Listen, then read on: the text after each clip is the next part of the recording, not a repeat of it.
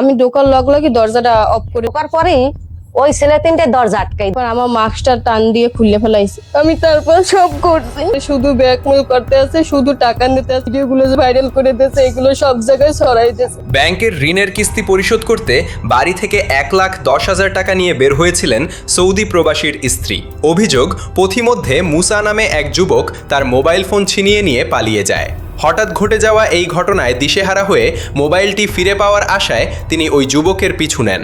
এক পর্যায়ে মুসাকে অনুসরণ করতে করতে একটি নির্জন বাড়িতে প্রবেশ করেন তিনি। বাহিরে থাকে আমার স্বামী সৌদি, কিস্তি পরিশোধ করার জন্য প্রবাসী ব্যাংকে আমি টাকা দিয়েতে গিয়েছিলাম। ঘর থেকে 1 লাখ টাকা লইয়া নামছি। হাসিবের বাইরের দোকানের পাশে আমি দাঁড়াইছি। দাঁড়ানোর পর তারপর আমার হাজবেন্ডে ফোন দিয়েছে, আমার ফোন দেওয়ার পর আমি ফোনটা রিসিভ করে দিছি। তারপর কোথা থেকে জানি একটা ছেলে এসে আমার ফোনটা থাবামে নিয়ে গেছে, নিয়ে মানে ওই সত্তরকার দোকানের এই পেশে নিয়ে গেছে। আমি ওরে ফলো করছি, আমি আবার অন্য গাড়িতে ফলো করছি। ফলো করতে করতে তারপর ওই জায়গা দিয়ে একটা রোড গেছে বামে, ওই জায়গায় যাইয়া তারপর ও গেছে, আমি ওর পিছে ফলো করতে করতে ওই বাড়ি একটা আন্দারিয়া বাড়ির ভিতরে ঢুকছে। কিন্তু সেখানে ঢোকার পরই পরিস্থিতি সম্পূর্ণ বদলে যায়। ভুক্তভোগীর অভিযোগ, বাড়ির ভেতরে আগে থেকেই আরও 2 জন ব্যক্তি অবস্থান করছিলেন। তিনি ঘরে প্রবেশ করার সঙ্গে সঙ্গেই দরজা বন্ধ করে দেওয়া হয়। ব্রেক করিয়া তারপর ওই ঢুকিয়া আমিও লগ ওই বাড়ির ভিতরে ঢুকছি।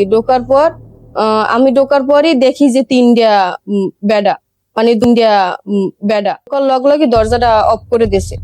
অফ করার পরেই তারপর আমার মাস্কটা টান দিয়ে খুলে ফেলাইছে। খুলে ফেলানোর পর তারপর আমারে বলে যে আমরা যা বলতে বলমু বলবি, না তোরে মাইরে ফেলাম। এরপর তাকে প্রাণনাশের ভয় দেখিয়ে জোরপূর্বক বিভিন্ন কাজ করতে বাধ্য করা হয়। অভিযোগ রয়েছে, ধারালো অস্ত্রের ভয় দেখিয়ে তাকে মানসিকভাবে ভেঙে ফেলা হয় এবং পুরো ঘটনাটি মোবাইল ফোনে ভিডিও ধারণ করা হয়। তারপরে আমারে অতিরিক্ত মারছে, আমার কান কোন পাশে সুপার মারছে, আমারে অতিরিক্ত মারছে। মারা ধরার পর তারপর আমারে ভয় দেখাইছে, আমারে চ্যানেল হয়েছে, ভয় দেখাইছে। ভয় দেখানোর পর বলছে যে ওই ছেলের সাথে তুই এইসব করবি, ওই ছেলের গলা ধরবি, ছেলের হাত ধরবি, সব করতে বলছে। আমি তারপর সব করছি।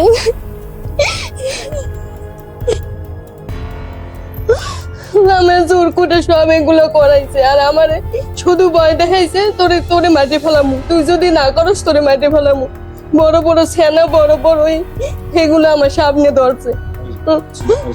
ছেলে ছিল 3 জন, হাসান, মুসা, শাহজালাল। তার আরও অভিযোগ, অভিযুক্তরা তার গলায় থাকা স্বর্ণের চেইন, কানের গয়না এবং সঙ্গে থাকা 1,10,000 টাকা নিয়ে নেয়।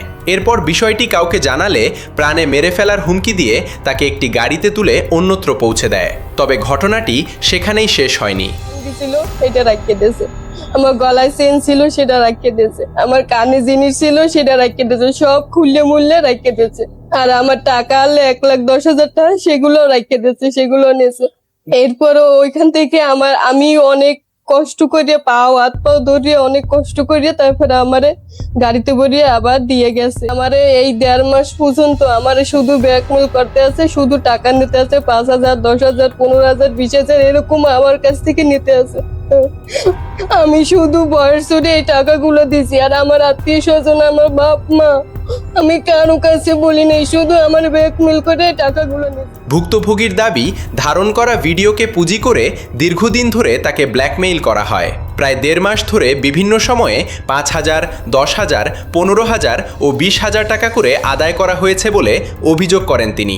পরিবারের সম্মান রক্ষার জন্য এবং বিষয়টি গোপন রাখতে তিনি কারো কাছে কিছু না বলে অভিযুক্তদের চাহিদা অনুযায়ী টাকা দিতে বাধ্য হয়েছেন বলেও জানান। আরো 1 লাখ টাকা চাইছে যে 1 লাখ টাকা দে, না হয় কিন্তু আমি ভিডিওগুলো যে ভাইরাল করে দেবো, সাইডে দেবো। তখন আমি বলছি যে আমি 1 লাখ টাকা কোথায় পাবো, আমার হাজবেন্ড আমারে কি 1 লাখ টাকা দেবে, আমি এতটি টাকা আমি দিতে পারবো না। তারপরেও এগুলো ভাইরাল করে দিয়েছে, এগুলো সব জায়গায় ছড়াই দিয়েছে। এখন এগুলো সবাই দেখতে আছে, সবাই আমারে খারাপ মেয়ে বলতেছে, আর আমার সংসার ভেঙে দিয়েছে। আমি সবার কাছে ছোট হয়ে গেছি। অভিযোগ অনুযায়ী এক পর্যায়ে অভিযুক্তরা আরও 1 লাখ টাকা দাবি করে, কিন্তু এত বড় অঙ্কের টাকা দিতে অস্বীকৃতি জানালে ধারণ করা ভিডিও সামাজিক যোগাযোগ মাধ্যমে ছড়িয়ে দেওয়া হয়। এরপর ভিডিওটি বিভিন্ন জায়গায় ছড়িয়ে পড়লে তিনি সামাজিকভাবে চরম বিব্রতকর পরিস্থিতিতে পড়েন। ভিডিও ছড়িয়ে পড়ার পর তাকে নিয়ে নানা ধরনের মন্তব্য শুরু হয়। প্রবাসে থাকা তার স্বামীও বিষয়টি দেখে সংসার ভেঙে দেওয়ার হুমকি দিয়েছেন। আমার কাছে কোনো পুত নাই, এখন আমার স্বামী আমার সংসারে আমার রাখবে না, আমার স্বামী আমার ছেড়ে দেবে। আমি এই মুখ কাউকে দেখাইতে পারবো না।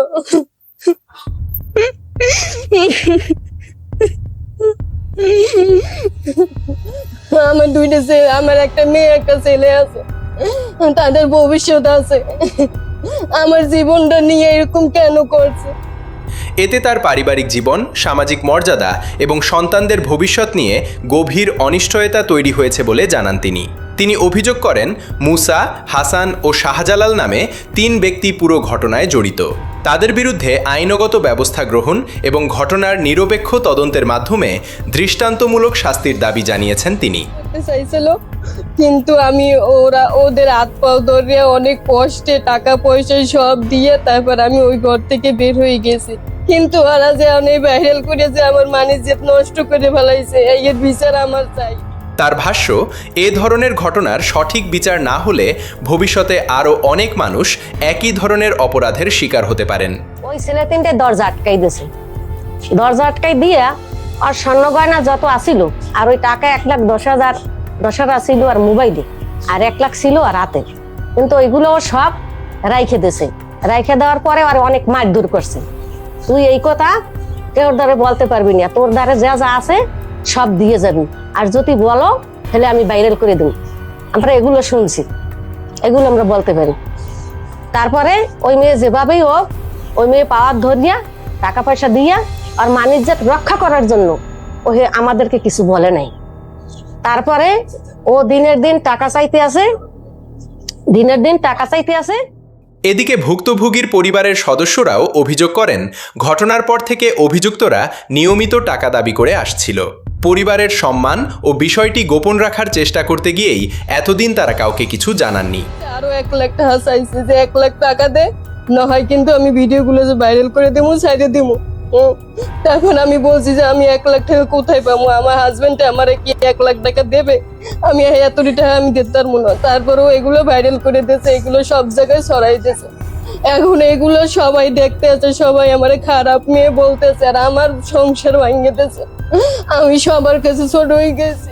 পরে পরিস্থিতি নিয়ন্ত্রণের বাইরে চলে গেলে বিষয়টি প্রকাশ্যে আসে।